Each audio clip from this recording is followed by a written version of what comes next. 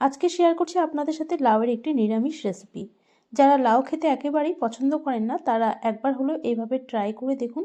আপনাদেরও আশা করি এই রেসিপিটা ভালো লাগবে দেখে। তাহলে ভিডিওটা শুরু থেকে শেষ পর্যন্ত দেখার অনুরোধ থাকলো আপনাদের সবার কাছে। তো আসুন দেখে নেওয়া যাক আমার আজকের এই রেসিপি। এই লাউয়ের রেসিপিটা বানানোর জন্য প্রথমে যেটা করতে হবে, তো আমি এখানে একটা বাটির মধ্যে প্রায় চায়ের কাপের হাফ কাপ মটর ডাল ভিজিয়ে রেখেছিলাম 3 ঘন্টার জন্য। 3 ঘন্টার মধ্যে ডাল কিন্তু ভালো মতো ভিজে যায়। তো ডালটা ধোয়াই ছিল ভালো মতো, শুধু জলটা ঝরিয়ে আমি মিক্সিং জারে দিয়ে দিলাম। এবার এরকম ছোট 2 টুকরো আদা আর 2টো কাঁচা লঙ্কা দিয়ে দিচ্ছি। খুব সামান্য পরিমাণে জল দিয়ে দিচ্ছি, দিয়ে এর একটা পেস্ট বানিয়ে নেব। দেখুন পেস্টটা করে নিয়েছি। এই পেস্টটাকে একটা বাটির মধ্যে ঢেলে নিচ্ছি।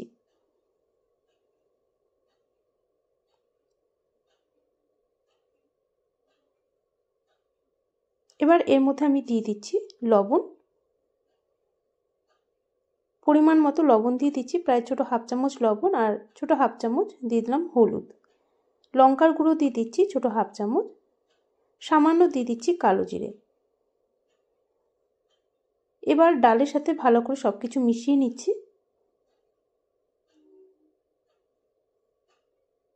এই ডালের বড়াটা দিয়ে যদি এই লাউ ঘন্টটা রান্না করা যায় খেতে কিন্তু দারুণই লাগে। বড়ি দিয়ে তো করাই হয়, কিন্তু এইভাবে ডাল দিয়ে একবার রান্না করে দেখবেন, মানে ডালের বড়া করে, আর খেতেও কিন্তু ভীষণই ভালো লাগে এইভাবে। তো ভালো করে মিশিয়ে নিলাম।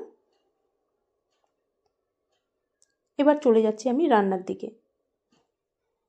গ্যাস অন করে কড়াইটা বসিয়ে দিয়েছি। প্রথমে আমি ডালের বড়াগুলোকে ভেজে নেব। কড়াইতে পরিমাণ মতো সর্ষের তেল দিয়ে দিচ্ছি। তেলটা এখন গরম হয়ে গেছে। এবার যে ডালের মিশ্রণটা আছে সেটা অল্প অল্প করে দিয়ে বড়াগুলো বানিয়ে নেব। তো অল্প অল্প করে দিয়ে দিচ্ছি। একবারে তো দেওয়া যাবে না, দুবারেই ভেজে নেব। কড়াইতে যে কটা দেওয়া যাচ্ছে সে কটাই দিয়ে দিচ্ছি এখন। তো উল্টিয়ে পাল্টিয়ে বড়াগুলোকে একটু লাল লাল করে ভেজে তুলে নিতে হবে। এক সাইডটা ভাজা হয়ে গেছে, উল্টিয়ে দিচ্ছি আরেক সাইডটা।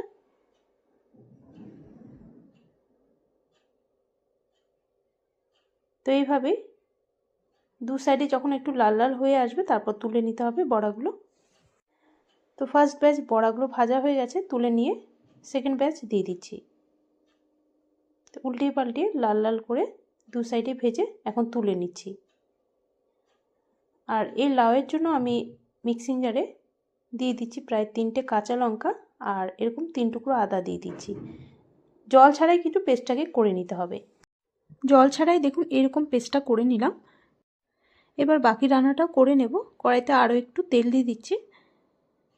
পরিমাণ মতো তেল দিয়ে দিলাম একটা তেজপাতা, একটা শুকনো লঙ্কা, আর ছোটো হাফ চামচ দিয়ে দিচ্ছি 5 ফোড়ন। ফোড়নটাকে একটু ভেজে নিয়ে যে পেস্ট করে রেখেছিলাম আদা কাঁচা লঙ্কার, সেই পেস্টটাকে দিয়ে দিচ্ছি। দিয়ে তেলের মধ্যে একটু নেড়ে নিতে হবে।